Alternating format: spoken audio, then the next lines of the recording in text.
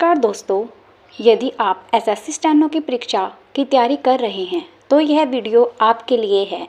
आज हम 60 days study plan के फर्स्ट 2 वीक स्टडी के प्लान को सरल और प्रभावी तरीके से आपको समझाएंगे। आप जानते हैं कि हमारी एसएससी स्टेनो की परीक्षा के लिए एग्ज़ाम कैलेंडर जारी हो चुका है, तो आइए आज हम 60 days SSC stenographer study plan 2025-26 के बारे में चर्चा करने जा रहे हैं। हम जानते हैं कि हमारे पास 3 सेक्शन होंगे। जो फर्स्ट सेक्शन होगा हमारा रीजनिंग, सेकंड सेक्शन होगा हमारा इंग्लिश और थर्ड सेक्शन होता है हमारा जीके। फर्स्ट ऑफ ऑल हम जानते हैं रीजनिंग हमारी 50 मार्क्स की रहती है, इंग्लिश हमारी 100 मार्क्स की रहती है और जीके हमारी 50 मार्क्स की रहती है। इन सब के लिए 1 मार्क्स हमें मिलता है और 0.25 की नेगेटिव मार्किंग होती है।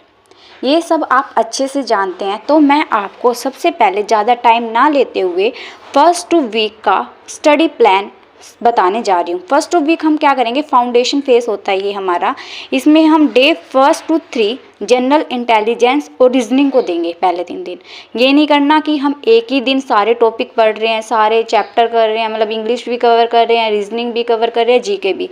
ऐसा करना अच्छा नहीं रहता। तो हम सबसे पहले 3 दिन क्या उठाएंगे, जनरल इंटेलिजेंस या रीजनिंग उठाएंगे। टॉपिक रखेंगे हम blood relations, series, direction sense और वेन डायग्राम। हमने इसमें वो टॉपिक कवर किए हैं जो हर बार एग्ज़ाम में पूछे जाते हैं। मैंने ये जो स्टडी प्लान बनाया है प्रीवियस ईयर एग्ज़ाम को उठा के उसको अच्छे से एनालाइज करके उसमें रखा है। तो इसमें हम एक्टिविटी क्या करेंगे, सबसे पहले हम प्रैक्टिस करेंगे जितनी भी पजल्स होती है, एनालिसिस होती है, कोडिंग डिकोडिंग के क्वेश्चन होते हैं। इसके लिए जानेंगे कि हमारे पास रिसोर्सेज क्या क्या होंगे। तो हम मॉक टेस्ट यूज़ कर सकते हैं, क्योंकि रीजनिंग के लिए जितनी ज़्यादा प्रैक्टिस करेंगे उतना अच्छा ही रिजल्ट हमें मिलेगा, और क्विजेज लगा सकते हैं। नेक्स्ट डे 4 to 6 हम करेंगे जनरल अवेयरनेस, जिसमें हम मेन टॉपिक एंशिएंट हिस्ट्री का उठाएंगे। हड़प्पा सिविलाइजेशन जो हम पढ़ते हैं, हड़प्पा सभ्यता, इसमें से पक्का 100% एक क्वेश्चन बनता है। नेक्स्ट उठाएंगे हम जियोग्राफी में लैंड फॉर्म्स क्या क्या है हमारी। पॉलिटी में हम उठाएंगे फंडामेंटल राइट्स एंड ड्यूटीज़, इसमें से भी 100% एक क्वेश्चन हमारा बनता है।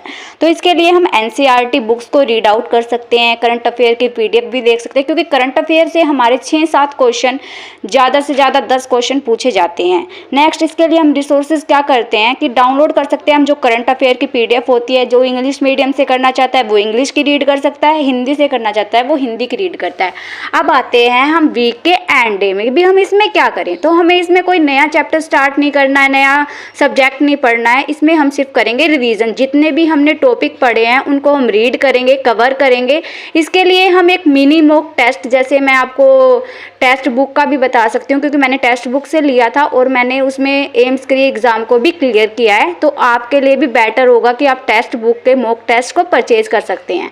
फिर हम डे 8 to 10 से करेंगे इंग्लिश लैंग्वेज, जिसमें हम पढ़ेंगे मेन टॉपिक, जैसे हमारे प्रोनाउन हो गया, वर्ब हो गया, टेंस हो गया, क्योंकि ये हमारे इंग्लिश ग्रामर के मेन टॉपिक है, जिससे हम स्पोर्टिंग एरर रेक्टिफाई कर सकते हैं। अब है एक्टिविटीज़ क्या करेंगे, हम प्रैक्टिस करेंगे एरर स्पॉटिंग की, जितनी से ज़्यादा प्रैक्टिस हो सकती है। मैं ये नहीं बोलूँगी आप एक दिन में सारे टॉपिक करो, आप एक टॉपिक करो उसकी प्रैक्टिस बहुत ज़्यादा करनी है।